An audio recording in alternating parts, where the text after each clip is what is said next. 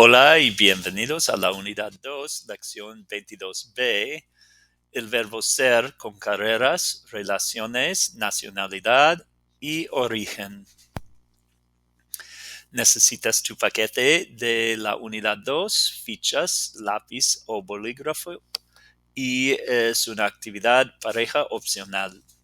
Si no lo tienes todo, pausa el video y recoge lo que necesitas. Okay, learning targets for this lesson. I can use ser and appropriate adjectives to describe nationality and origin for U.S., Spanish, and Portuguese-speaking countries. I can communicate basic and common careers for my friends and family. And I can communicate basic and common relationships for my friends and family. El verbo es explicar, to explain. Y la cita dice, lo que haces marca una diferencia y tienes que decidir qué tipo de diferencia quieres marcar. What you do makes a difference, and you have to decide what type of difference you want to make. Okay, as always, a reminder that all resources that are in your packet are also available in your Student Virtual Resource Binder. Today, we're referencing actually 3 documents under the vocab section: nations, nationalities, and languages, vocab on occupations, and relationships, materials, and fabrics.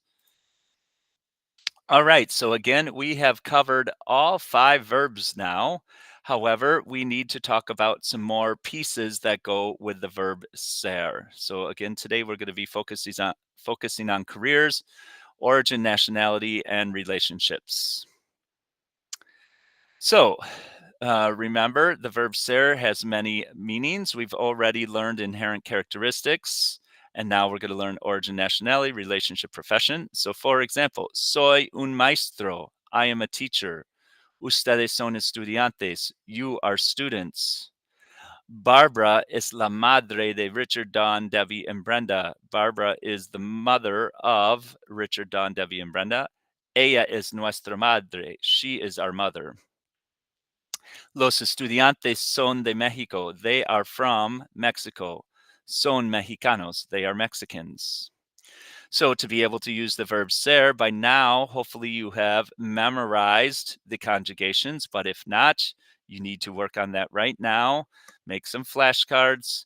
Yo soy, tú eres, él es, ella es, usted es, nosotros somos, vosotros sois, ellos son, ellas son, ustedes son.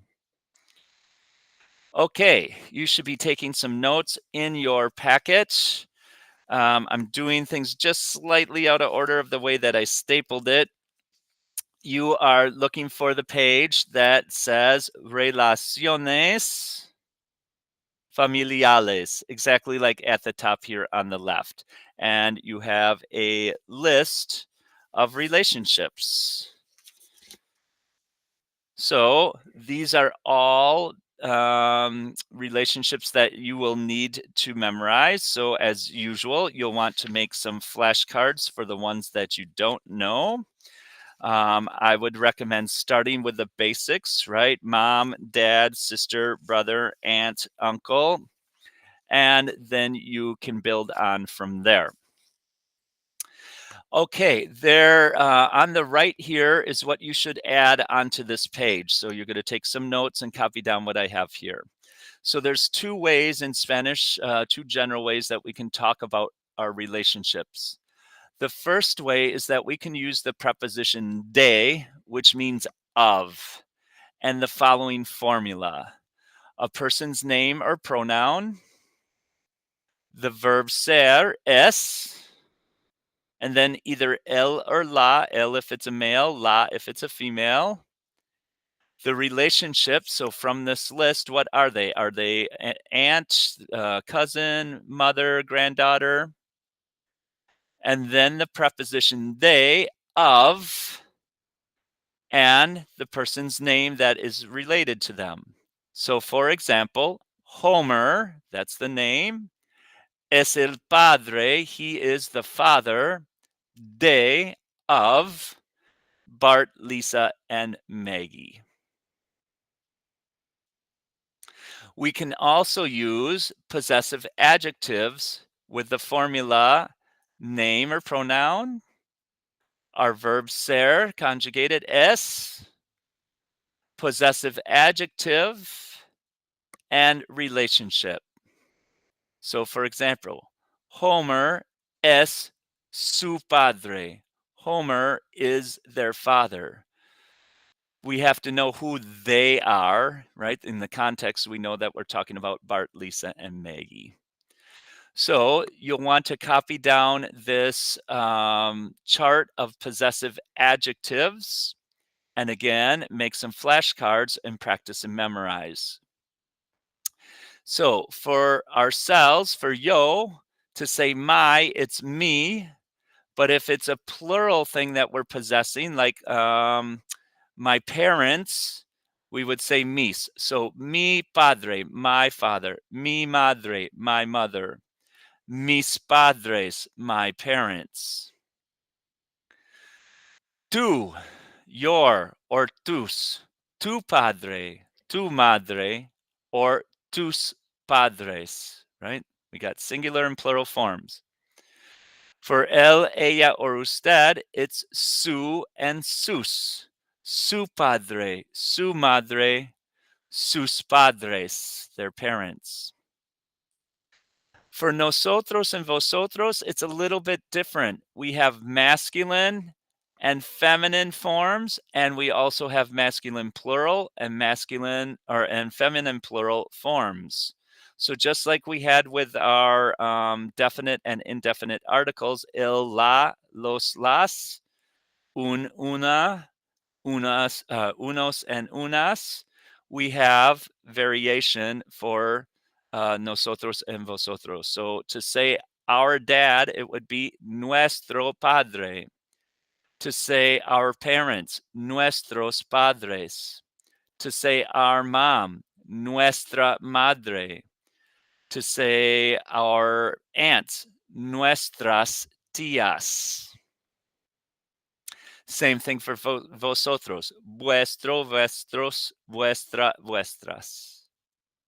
And then for ellos, ellas, and ustedes, notice it uses the same as el, ella, and usted. Su and sus. All right, so once you've got that copied down, pause the video, get it copied down, and then come back. We're going to do a little practice. All right, so I've kept your formulas up here at the top and your chart with your with your possessive adjectives. I want you to pause the video and in your notebook or some scratch paper, translate the following sentences to Spanish. And then when you're finished, restart the video to check your answers.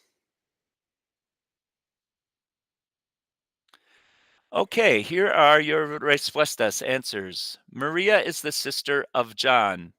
Maria es la hermana de John.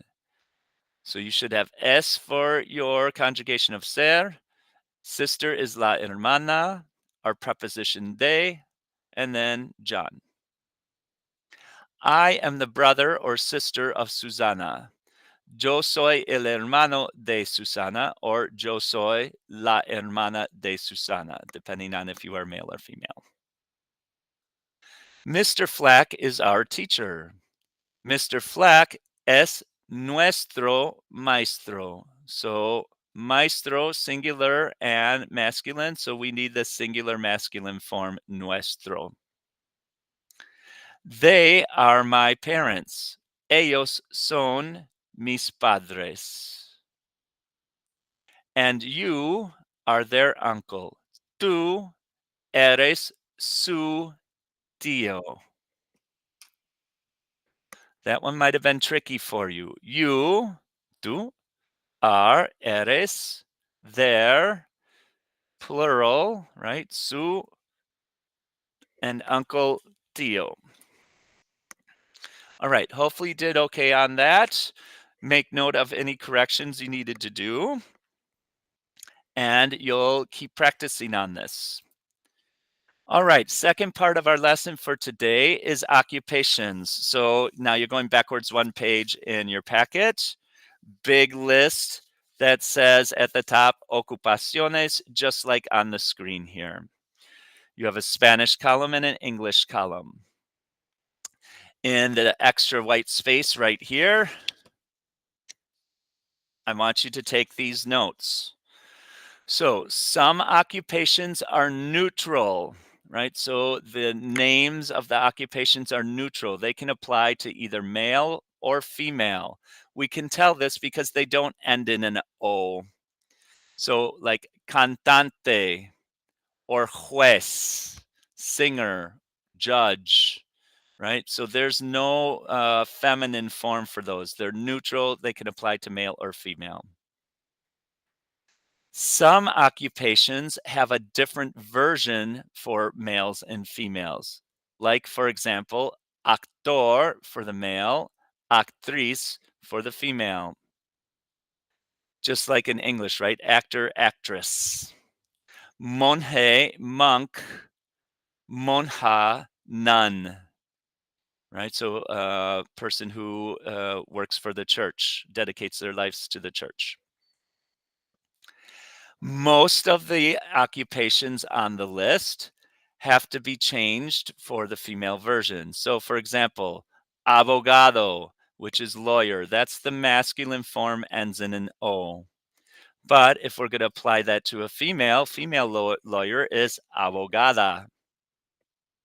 Veterinario, male, masculine form with the O, male veteran, or not veteran, veterinarian. Veterinaria, a female veterinarian. So all the ones that end in O on here are in the masculine form. And if you are going to use them for a female, then you put the A on the end. And of course, if you're applying them to many people, then you have to make it plural. Okay, let's do a little practice. So again, you're going to pause the video here in your notebook or some scratch paper. Translate these sentences using the verb ser and your list of occupations. When you're ready, restart the video and come check your answers. Okay, here are the responses, respuestas. My father is an office worker. Mi padre, my father, es oficinista, an office worker. This one is neutral, doesn't have to change. My mother is an architect. Mi madre es arquitecta. So here you should have changed arquitecto to arquitecta. I am a singer. Yo soy cantante. Cantante is another neutral, so we didn't have to make any changes. It applies to whether you're male or female. You are an actress. Tú eres actriz. And we are laborers. Nosotros somos obreros. Here you should have made sure that you changed obrero to obreros, plural, because it's we. That's a plural, more than one person. So we needed to make our noun plural. Okay, our last section. This is the last pages in your handout. So you're skipping materials and telas, and you're skipping time to the last 5 pages. It's a lot. I don't expect that you're going to memorize all of these at this point, but I gave you the list so that you have it as a reference. So on this last set of handouts, you have 4 columns. The first column is the country as we say it in English. País means country in Spanish. So this is how you say the country in Espanol. So Afghanistan, Afghanistan. Germany, Alemania. Saudi Arabia, Arabia Saudita. Right? So you've got your whole list of countries. Then we have nationalities. And then lastly is the language that is spoken in the country. So again, on your first page, right here in the extra space, I want you to add these notes. Most nationalities have to be changed for the female version, right? So there's in the list here, both listed. So we have, for example, Argentina. Él es argentino. Ella es argentina. So there's a masculine and feminine form. Boliviano, boliviana, masculine, feminine. To talk about somebody's nationality, we use the preposition de again, of. For example, yo soy, I am, de los Estados Unidos. I am of the United States if we literally translate that. In English, we would translate it as I am from the United States. Ella es de Mexico. She is from Mexico. Or we can just use the adjective of nationality. Yo soy estadounidense. Ella es mexicana. So remember, these are adjectives under the nationality column. They are adjectives, and they must match the gender. A couple like estadounidense are neutral, but where you have both, like argentino, argentina, you have to think about whether the person identifies as male or female and use the appropriate form. And of course, if you are talking about many people, then you need to make it plural. One additional note here, over here in the pink, adjectives of nationality are not capitalized in Spanish. So notice this is not a capital E here. This is not a capital M. Countries, yes, get capitalized. Estados Unidos, capitalize. Mexico, capitalize. But the adjectives that describe the nationality are not capitalized. Okay, you already did some practice with this on the previous worksheet. If you want, you can work on writing some sentences. What I want you to do is to be responsible for the Spanish and Portuguese countries. So basically, the Iberian Peninsula with Spain and Portugal, and then all of the countries that are in North, Central, and South America that speak Spanish or Portuguese. Here are your lists. So you need to know how to say these countries and how to say the nationalities. So I would pause the video here and make some flashcards for that. Okay, so that wraps up this lesson 22B. As always, you're going to make some flashcards and practice, practice, practice. We'll see you in the next lesson.